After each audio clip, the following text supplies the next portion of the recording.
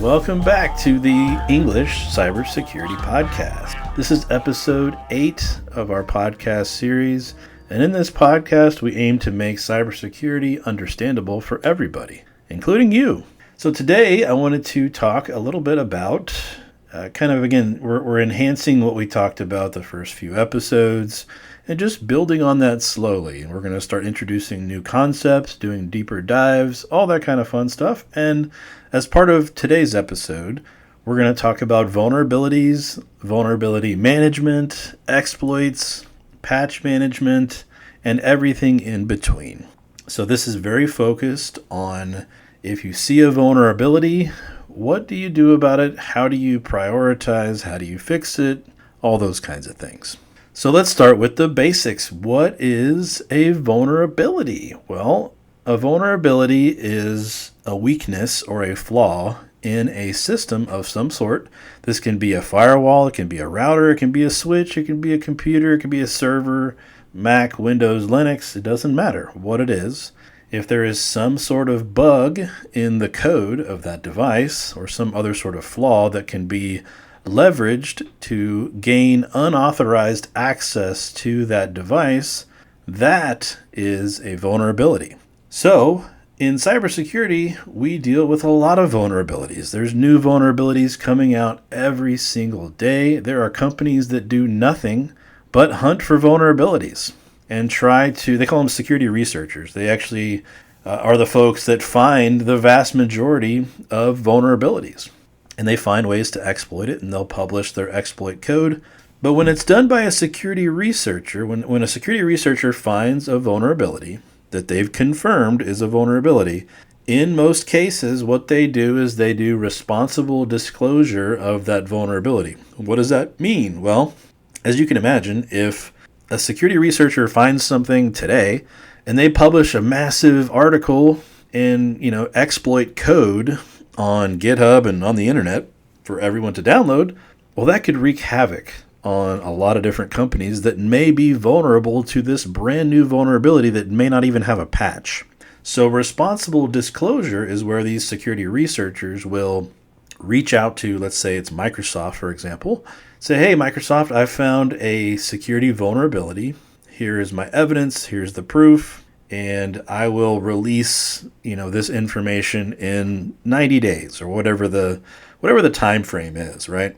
And so that's the responsible way to disclose a vulnerability. That allows the vendor to create a patch and then be able to distribute that patch before this vulnerability information becomes public. Because if you just publish it today without telling the vendor, without doing, any of that responsible disclosure we just talked about, well, that means all the bad guys on the internet, all the hackers out there, can take advantage of that vulnerability and start exploiting anything and everything that they possibly can. And that does happen from time to time.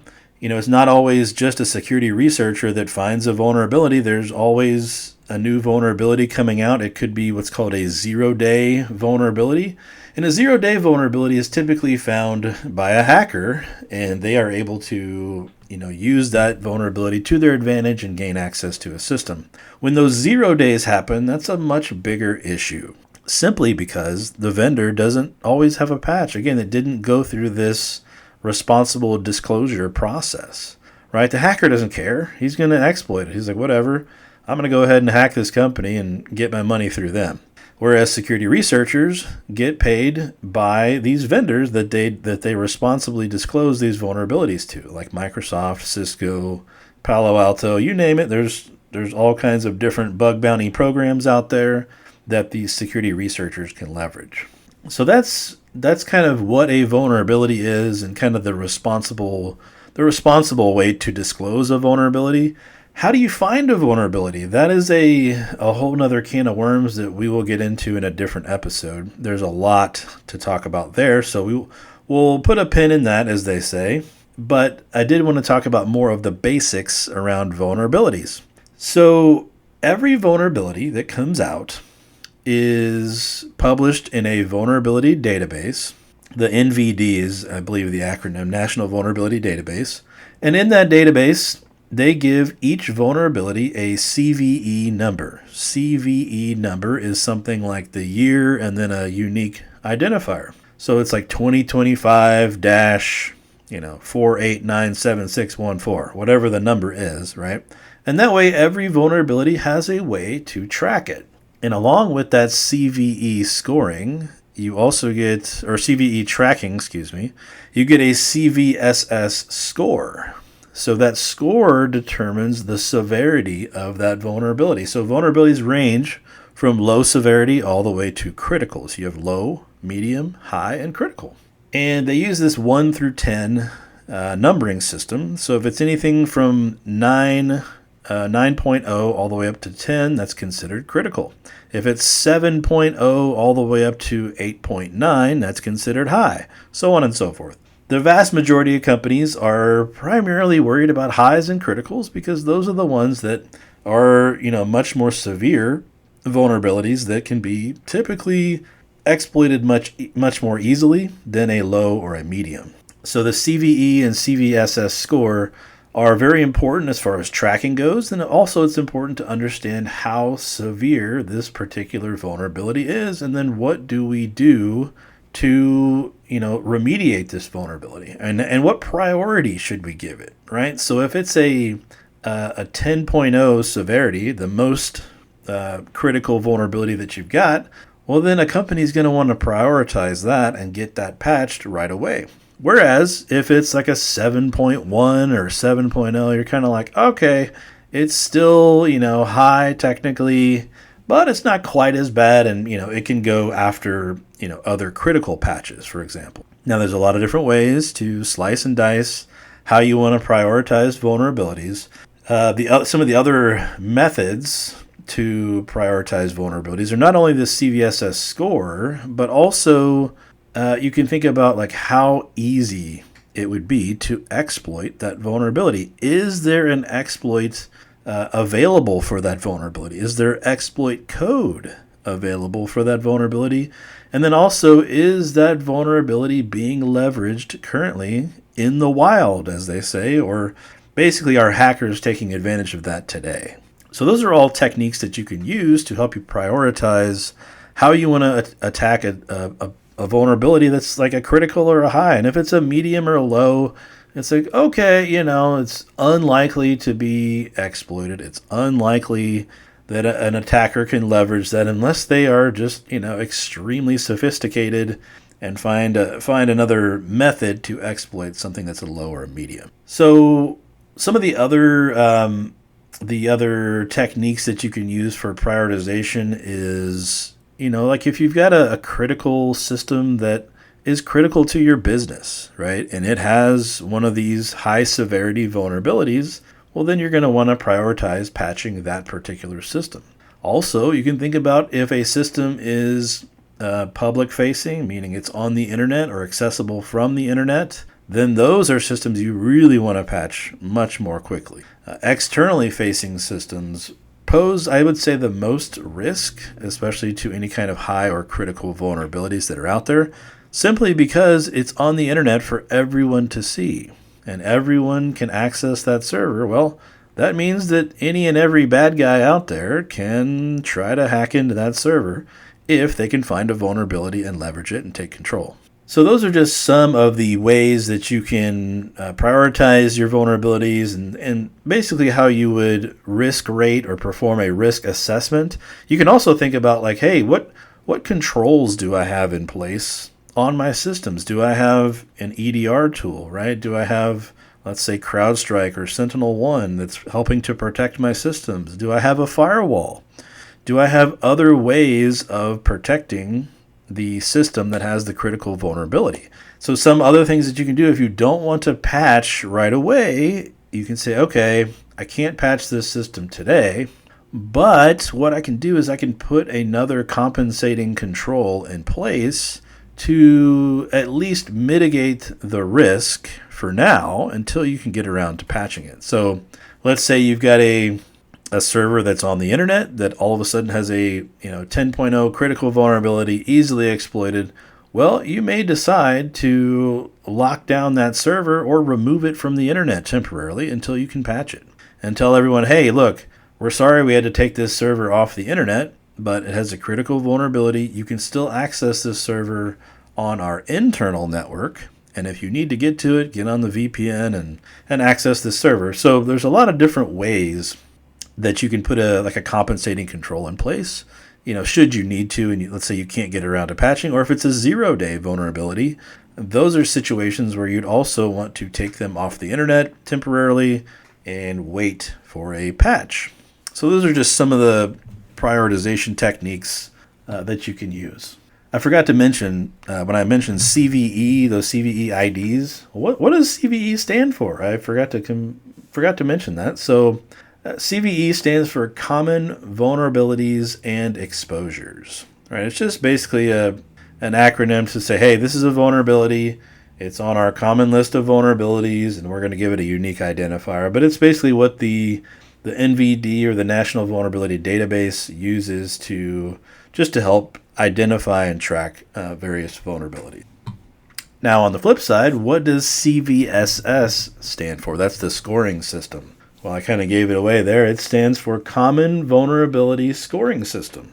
And again, that's just where they risk rate that severity of that particular vulnerability. So those are what those acronyms mean if you're curious about those. But again, you can also look at you can go look at the NVD database and sift through all the vulnerabilities that you like and kind of learn about what's out there. But next on the list is basically, what do you do about vulnerabilities? How do you mitigate the risk? Because cybersecurity is all about risk and risk reduction and risk management. So how do you reduce the risk of a particular vulnerability? Well, there are several ways. We already talked about compensating controls. That's a great thing to have.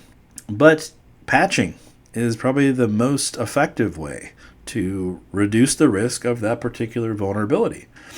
And vendors like Microsoft, for example, and all the others, they have a day of the month where they patch. Right? Microsoft has Patch Tuesday. It's the second Tuesday of every month, where they release all the patches from the last 30 days to help mitigate and reduce the risk of those vulnerabilities that have come out in the last 30 days. So patch management is a very hot topic when it comes to keeping your systems secure. And there's always this struggle of, how fast do you patch? How fast can you patch? And then if you patch something and let's say that patch has a bug in it, and it takes down your critical server. Well, that's whole nother can of worms that you have to think about. You're trying to mitigate the risk of the vulnerability. However, that particular patch has a bug, and it could potentially negatively impact your critical server. So in those cases, what do you do? How do you fix that? Well, it's a balancing act, really, and I hate saying it, but it depends, and it does depend. It really depends on how quickly another patch is coming that doesn't have whatever bug in it. It also depends on how critical that server is. It depends on what compensating controls you have in place to help protect that server in the meantime if you're not going to patch because the patch has a bug. Or in some cases, you just accept the risk and say, you know what, we're going to patch anyway. And if it's got a bug, so be it. We'll just reboot the server every time it has an issue.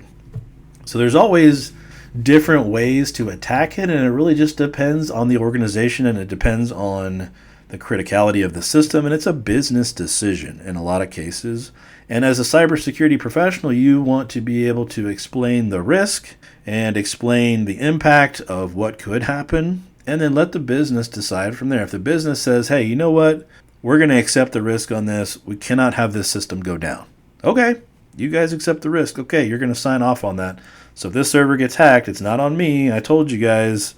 So those are the conversations that you have to have with upper management to make sure that everybody's on board. You have to make this decision as a group, as an organization. If you don't, and you cause an outage of a critical system, well, then you're going to be held accountable, right? So that's where you have to get buy-in from everybody. Everyone needs to be on the same page and in agreement of what you're going to do about this particular vulnerability. So your patch management program needs to be very well defined, and it needs to work in conjunction with your vulnerability management program. Those are almost one and the same. You got to have a good system or a good method to patch. You have to have the right tools. You have to have the right people. You have to have the right processes and the right technology to be able to patch effectively. Without one of those three pillars, you're going to have a lot of challenges, I'll say that. But you should be able to marry up your vulnerability management program and the way that you disclose vulnerabilities and the way that you report those vulnerabilities up the chain, and then you're going to have a patching team typically that is going to actually take the action and be able to start patching those systems.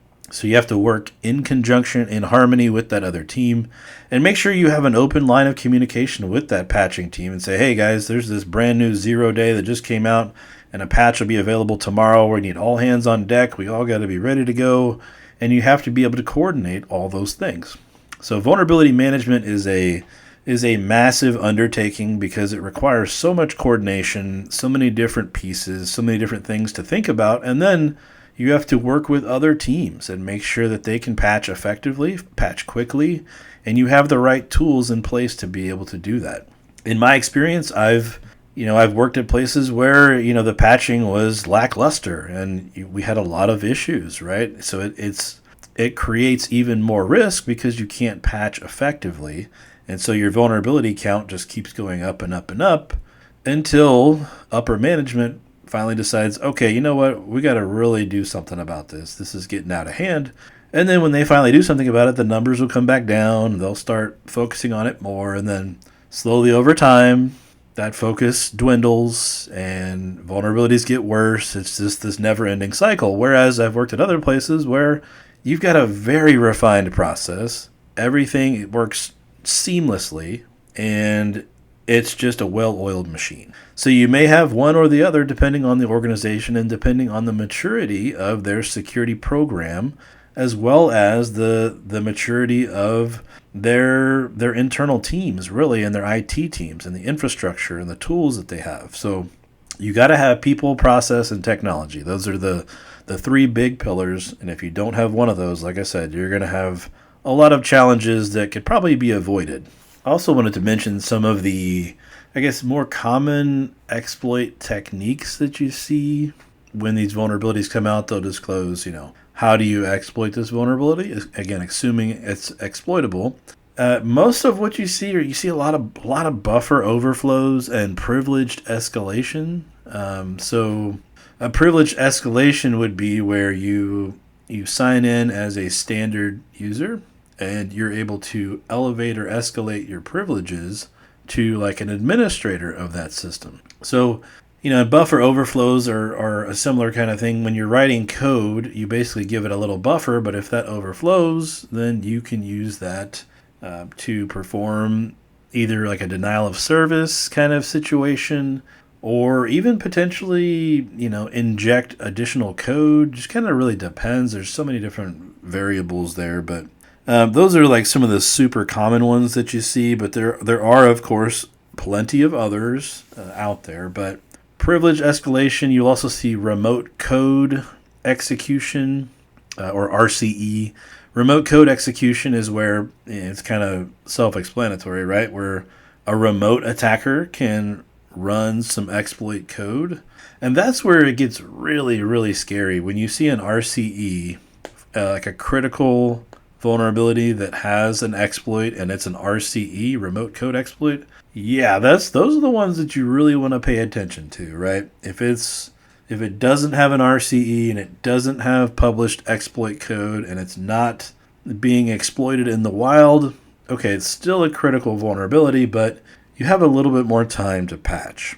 Whereas if you see, oh, hey, this new critical vulnerability has an RCE and there's exploit code and it's being exploited in the wild, woo-wee, that's a recipe for disaster right there. You want to get that patched ASAP, right? So there's all these different things that you have to think about when it comes to vulnerability management, and then prioritization is just such a massive piece of vulnerability management. And how do you prioritize everything? How do you, not overwhelm the patching team? Because all the news articles you're going to see about vulnerabilities, it's going to be doom and gloom and, oh, this is the worst vulnerability in the world. And they make it sound very sensational. Some of the other patching challenges you may run into as well are things like just sheer volume of systems.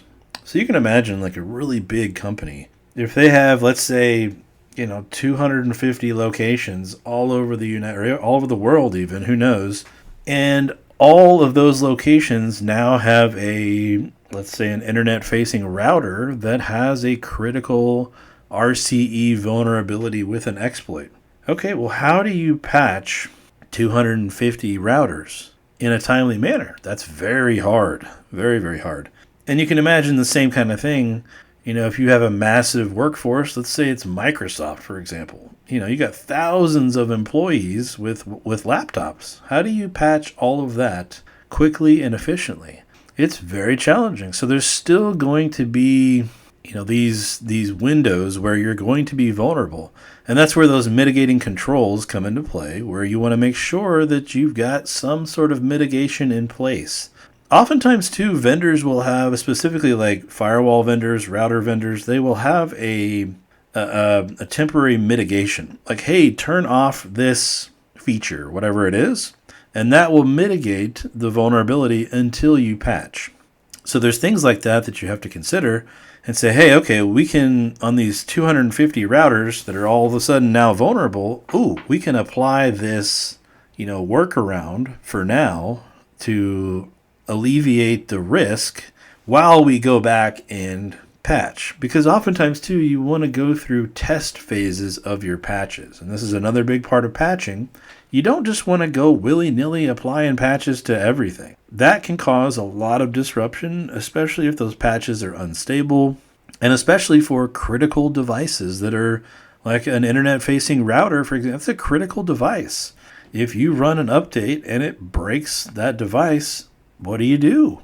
Do you have a fallback plan? Do you have a way to, bring that site back up?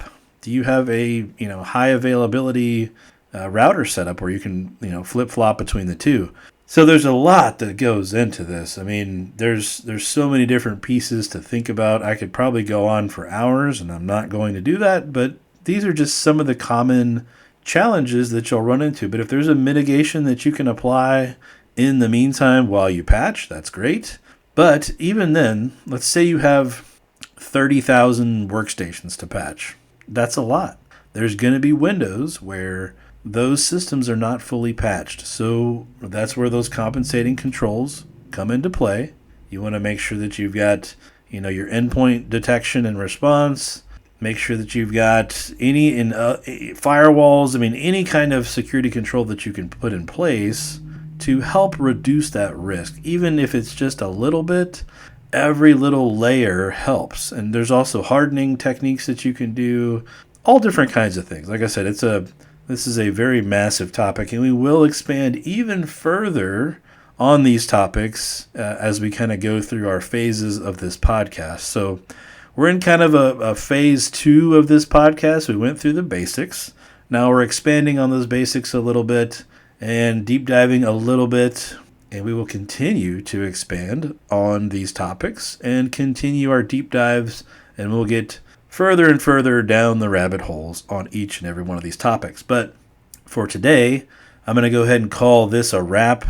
I want to thank everybody for listening. Next week, we're going to do a deeper dive on network security. So stay tuned for that one, and we will talk again next week.